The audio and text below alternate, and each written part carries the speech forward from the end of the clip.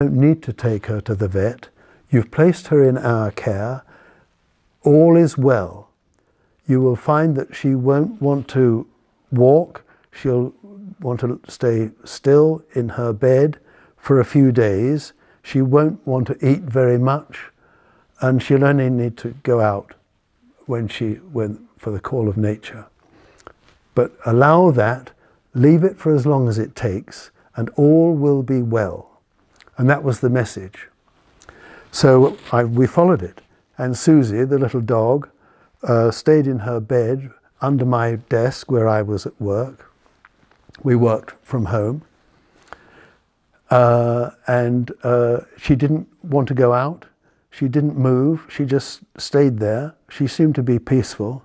And after 3 or 4 days, she came out of her bed and she was right as rain. And she started eating again. And she carried on for another 10 years or more. So that was amazing, an amazing awareness.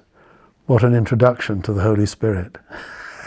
yeah, so much. Okay, I think we're pretty much... was there a piece of advice that helped you the most in your path that someone gave you?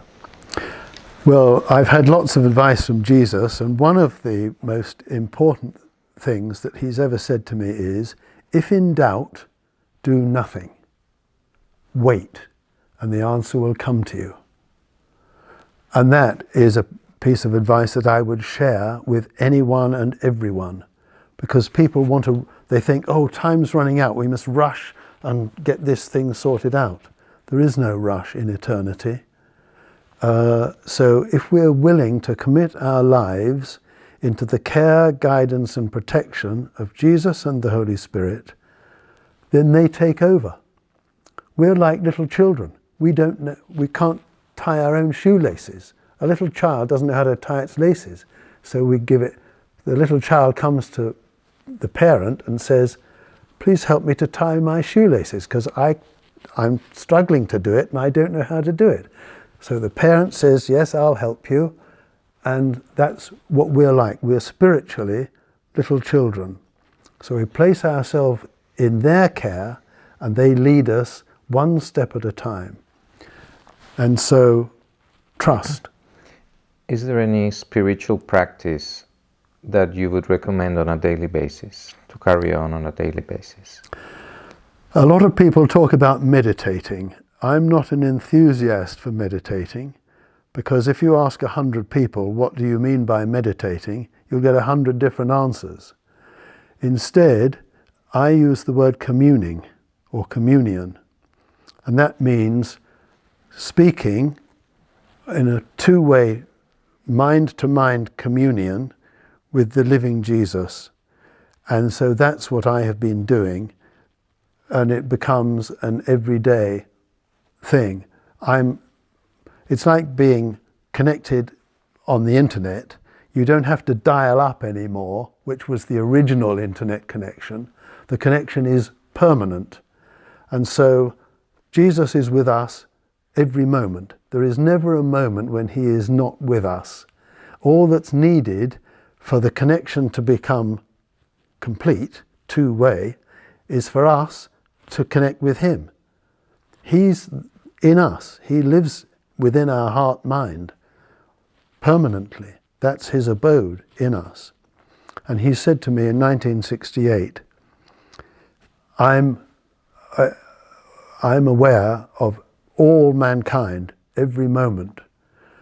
The only reason they're not connecting with me is because they don't know that this can happen. All that's required for the connection to be complete is for them to join with me, and then we're one. And so that is the way. We don't need to make an outer show of anything. We don't need to go to church, we don't need to say our rosary, we don't need any of that formal stuff. Jesus is our friend. You can walk with him, you can talk with him, he's a very he's ordinary. He's the best friend we could ever have. I know that sounds quite churchy, but this is the real deal. There is nothing phony about him. He is the easiest person to be with of any. He's our friend. He loves us and he wants us. He accepts us as his friend and he wants us to accept him as our friend. And then the relationship becomes workable and more permanent, more complete. And that's the ultimate destiny of all humanity, to remember that we're like Jesus. We think that he's up there and we're down here, lowly and unworthy. That's not true at all. He's up here, but he's calling us to come up higher, to be with him, because we're his equal.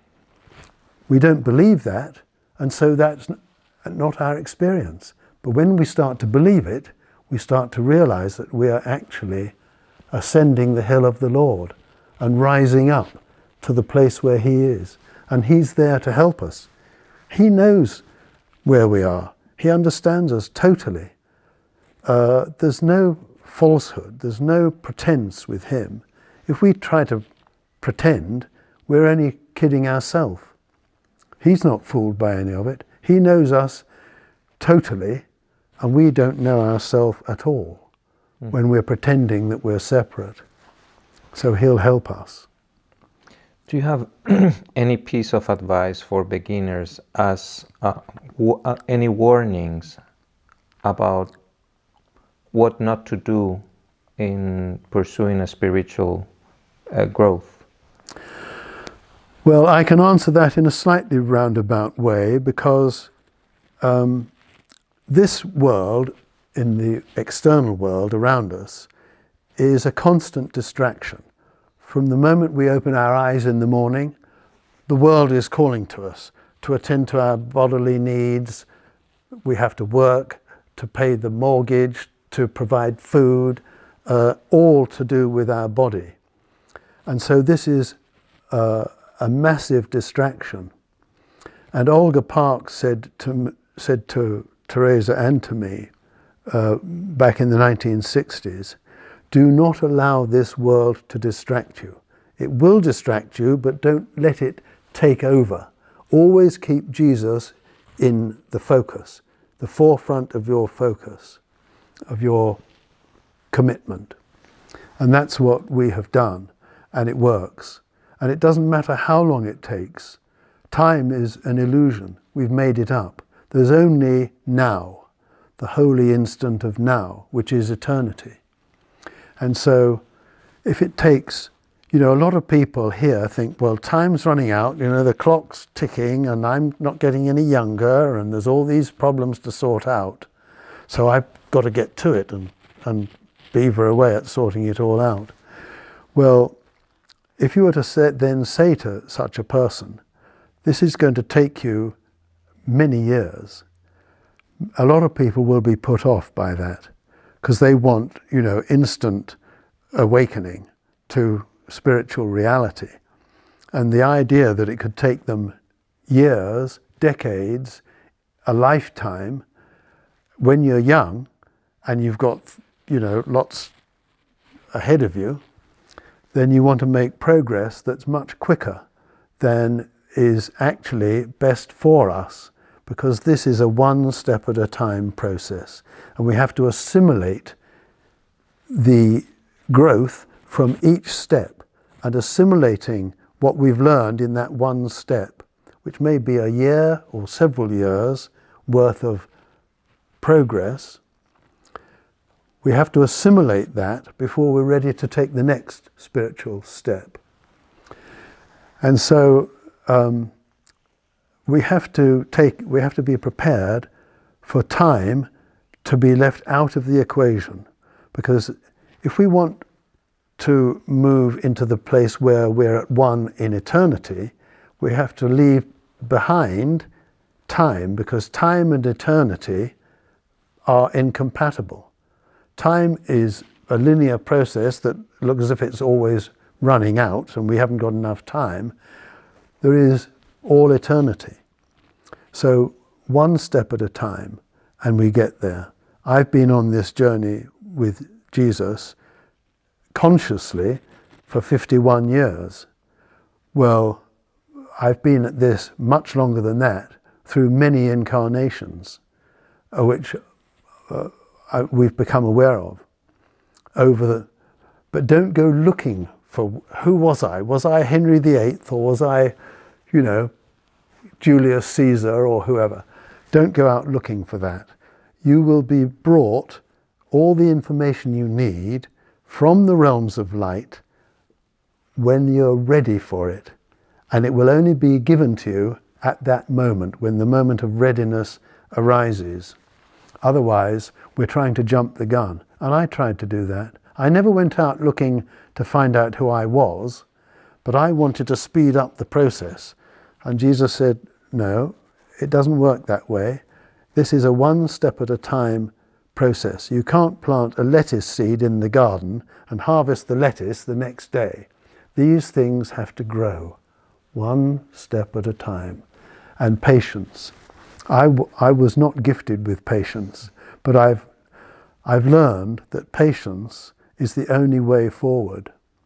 So I've grown in patience a lot from that. So now I'm infinitely patient. And if it doesn't happen today or tomorrow or in this lifetime, it doesn't matter. So I can say that with absolute confidence, having gone from being very impatient to being completely patient, infinitely patient. Thank you so much. Thank